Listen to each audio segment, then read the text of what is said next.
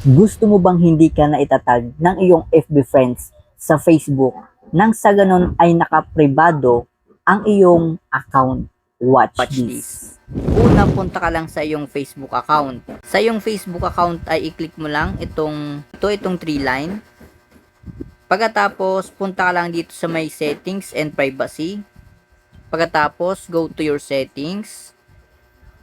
At dito guys ay scroll down ka lang at iyong makita dito itong profile and tagging. I-click mo yan. Dito guys ay dapat naka turn off ang bagay na ito. Itong let anyone tag you. Nang sa ganon ay hindi ka maitatag ng mga FB friends mo sa Facebook. Nang sa ganon ay hindi sila nakakapag-post sa iyong timeline. Thank you for watching.